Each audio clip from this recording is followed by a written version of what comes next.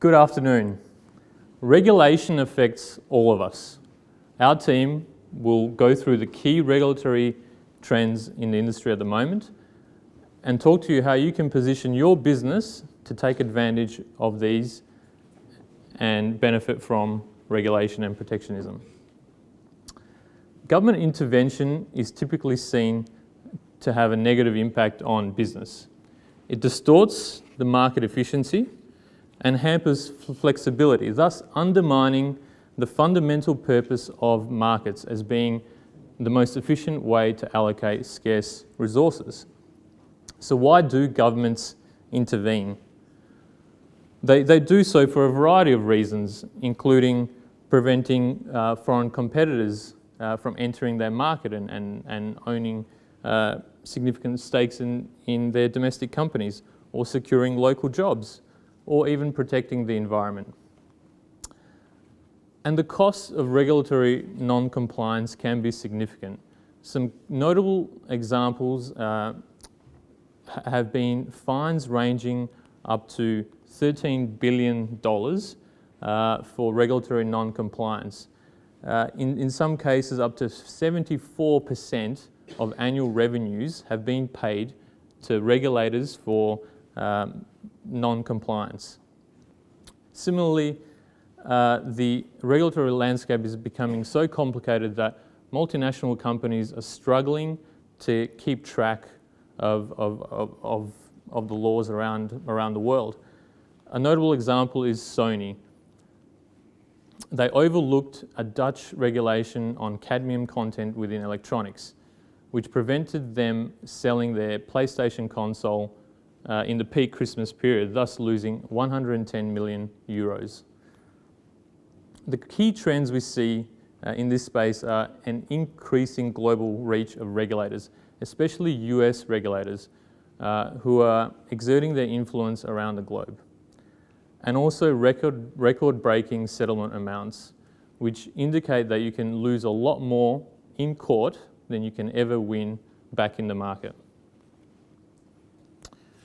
On the contrary, government intervention can be beneficial and even increase your competitive advantage. Examples include intellectual property and patent protection, which foster an environment of innovation and R&D expenditure, without which revenue streams would not be able to be protected and companies would not invest in R&D. Secondly, the protected designation of origin for agricultural products from the EU, such as champagne from the Champagne region. This protects those local producers from counterfeiting and guarantees their ongoing revenue streams. Thirdly, the leadership in energy and environmental design is a certification body which has a set of standards that exceed the general design code for sustainable buildings. And what we're seeing is that increasing customer requirements have allowed a way for building designers and companies to self-regulate and gain a competitive advantage. The key trends in this space are increasing anti-cartel and anti-corruption enforcement around the world, and a focus on IP issues, most notably the encouragement of developing countries to respect IP property rights. So how do governments intervene? They do so in two key methods. Firstly is regulation. Regulation dictates how the game is played within a country. It can include things such as quality standards, employment law, and disclosure requirements. Secondly, it's protectionism, and this dictates who is allowed to play, and protects the internal market from outside competition. This can be done through a variety of ways, including tariffs, quotas, and export subsidies. The combination of these two yields four different environments. The first one is high regulation and low protectionism, and it's analogous to a town. The town itself is ordered, and capital people can flow in and out of the town freely. The second is a fortress. The fortress is regulated so that there's order inside the fortress. However, it's shielded from the outside to promote development and balance the efficiency of the internal market vis-a-vis the external market. The third is the protected land. It is difficult to enter, but once you do, and the companies already operating in there, have a free reign with low regulation. And finally, an open field. An open field where protectionism is low, therefore the inflow of capital is encouraged, and compliance costs are low due to low regulation. It's important to note that where a country sits in each of these quadrants depends on the industry. We will analyse the automotive industry, and in which case the European Union would be a town, Brazil would be a fortress, China would be a protected land, and Macedonia would be an open field.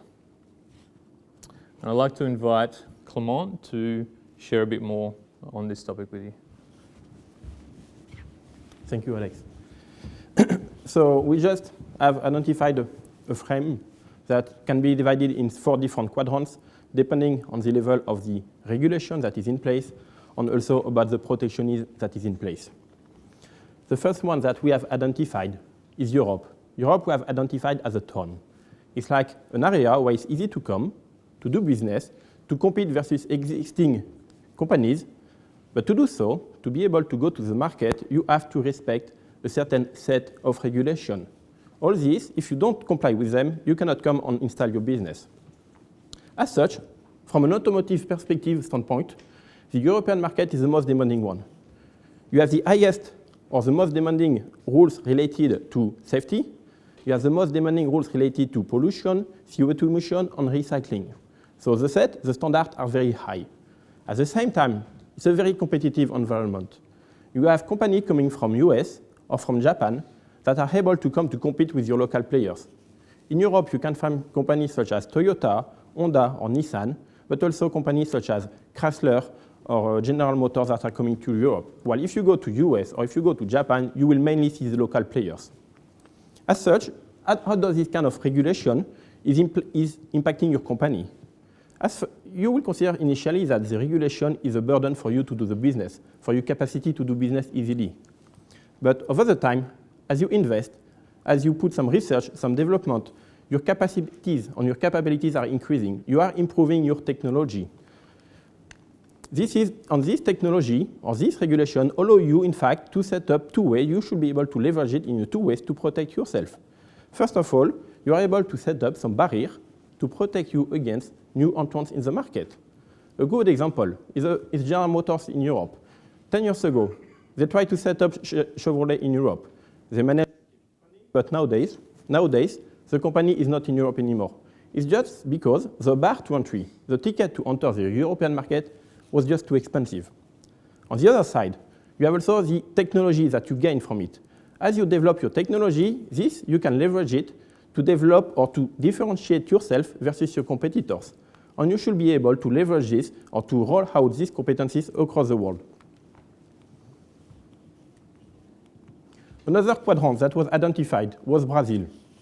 Brazil, we define it as a fortress. Why a fortress? Brazil is like a town with big wall, highly protected. And inside, you still have to comply with some regulation. The point is, Brazil, if you want to import a car in Brazil, cars or auto parts will be eligible for a 30% tax markup on the price.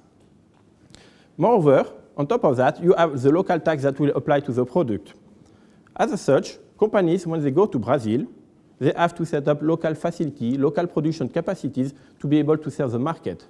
But as these facilities are not exposed to the external world, they are not challenged by the competition, by the imports, at the end of the day, these facilities become soft, you don't have a competitive edge, and you don't really develop your technology. And you can clearly see that with the productivity per employee you have in Brazil, per employee in a car factory. It's more than twice lower than in the US. And at the end of the day, the price of the car is even higher in Brazil than in US, which is contradictory to what you could expect if you consider a purchasing power parity standpoint. So at the end of the day, how does this impact your company? The point is, all this kind of non-competitive environment is just revealing the game of the business. You can look at the companies such as Fiat. Fiat is a company that is currently trying to revamp or to re-dynamism its business in Europe, but they are currently challenged. On the other part, if you go to Brazil, they are able to gain have some significant market share. So the market is just discounting your lack of productivity or is forgiving you for your weakness. Another quadrant that we have identified is China. China is a protected land. If you want to go to China, you have to find a joint venture. You have to do a joint venture with a partner. It used to be worse. There used to be some very high quota on tariff in place. There's still some tariff, but it's much lower than it used to be pre-WTO, when China joined WTO in 2001. The good point for you, for your company with a joint venture, gives you a quick access to the market. You can quickly learn from the competitors. You can quickly learn from the local specificities. But at the same time, you have to be careful that your competitor, your partner, is not learning either from you. The good example is this car. These two cars, they look very similar. One is the Land Rover Evoque. The other one is a copy from a local player. In fact, they just 95% of the car is pretty similar, except that the underneath is totally different. On one is totally safety compliant, on one is not safety compliant with any standards that will be applicable in France, in Europe. So at the end of the day, and by doing so, the company Chang'an, they managed to gain the second position on the market in China. So this is quite worrying. So you as a company, you have the benefit of the joint venture, but you have to be careful that this partnership is not either playing against you. Last quadrant that we have identified is Macedonia. If you will summarize Macedonia in one word, will be freedom. You have low regulation, and you have low protectionism. In fact, Macedonia is currently having in place a scheme to attract companies to set up their facilities, their production facilities in Macedonia to create jobs for their local population. As such, you as a company, you are able to benefit from a skilled labor force, which is affordable. You are able to benefit from the fact that you have very low corporate tax, which is at 10%. And also, at the same time, you have an environment that is very business-friendly, so there's very low burden from administrative standpoint. So your company, you should be able to set up your facilities over there and quickly benefit from them. An example that we have noticed is a company, Johnson Control, who set up a facilities over there to to produce electric parts. The point is, you should set up your facility if, in fact, your company or your industry is into labor-intensive production, into producing elements that are easy to transport, because you have to be able to send it to the final assembly plant. At the same time, you should be able to it has also to be elements with added value. If it's a commodity, it makes no sense to transport it after back to a factory that will be in Germany, in Spain, or in France. So at the end of the day, the key takeaway for your company should be able to leverage any of the situations that are in the quadrant. Now, our friend Jelmer will explain you how, or come with you with some questions related to your company. Thank you. I hope by now we convince you that no matter the environment you're operating in, and no matter the interventions the government has in the marketplace you're playing in, you can turn these around into a benefit for you. The question is, how can you do that? And for that, you need a strategy. And to our opinion, that strategy is constructed about 4 basic choices, 4 key dimensions, of which the first is, how are you going to deal with the government? Are you going to be passive? Are you going to be a taker of the environment and adopt your company so that it best fits this environment? Or are you going to actively lobby, shape the environment, and deal with the government to make sure they put in place measures that help you create a competitive advantage? For instance, if we take Fiat in Brazil, Fiat, for instance, could take a shaper approach. They could actively interact with the government to make sure that the current level of protectionism and regulation is maintained, or maybe even increased, to ensure the playing field really stays level for them. The second question is, what are you going to achieve with this strategy? Are you going to try and secure profit pools, revenue pools? Or are you going to try to increase the cost of your rivals? For instance, in Europe, take the German car manufacturers. Because of the environment in Europe, they developed, for instance, Volkswagen Blue Motion, a very efficient and low emission system. With the current regulation, they force competitors to also invest in technology similar like theirs, and therefore raising the cost of the competitors. The third question is, where are you going to play? Are you just focusing on one or two of your markets? Or are you trying to set an industry standard so that you have an advantage globally? And the fourth question is, with whom are you going to partner? Are you just going to do this by yourself? Or if you're a small company, are you just going to try to find others just like you and create an industry association or a lobby group to interact with the government and drive your strategy? Answering these questions means that you have to look inside your company. You need to know what are your capabilities, what is driving your competitive advantage. For example, let's take a high-quality innovation leader focusing on safety. Volvo could be an example. They could actively interact with the government and trying to raise the bar for crash tests. If they succeed in doing this, this would create an entry barrier for other competitors that are not so successful as they are in maintaining safety in their cars. But looking internally is not everything. You also need to look in the environment you are. Where is your industry at the moment, in the S-curve? Is it developing? Is it growing? Is it mature or even declining? For instance, if we take China and their car industry, they're actively trying to grow this industry. Therefore, they protect their current car manufacturers, shield them from the brutal forces of competition in the global marketplace. That buys them time to develop the skills and capabilities they need. The same we saw in Europe during the 80s and 90s, when the European car manufacturers were not as efficient as the Japanese, so Europe closed down. However, as efficiency increased in Europe, Europe opened up to allow new technologies and knowledge to inflow in the market. So that could be a strategy for a growth or mature market. If we take the example of Brazil, we could say that Brazil is declining because they hold on too long to the protective measures. Therefore, cars are now too expensive for people to afford. And therefore, demand might be going down in the future. So to conclude, we just saw also in 2 previous presentations that regulation is more and more important. It's shaping or destroying industries. And I hope by now I showed you that your company can benefit from what the government is doing. And I hope you walk away here with the idea, okay, let's implement a strategy and let's benefit and create a competitive advantage out of the environment we're operating in. To help you do this, there are a couple questions that you might ask or raise in your company. One is, where's my company at the moment? What are we good at? What are our capabilities? But also, is my senior management, is the executive management aware of this? Do they see government intervention still as negative? Or do they also see the benefits of this? And maybe more importantly, where am I playing in those 4 quadrants? What is the environment? And which forces are active in that environment? Is it social, technical, or like in China, the economy, or as in Europe, the environment? And lastly, what is the strategy that would be applicable for my company?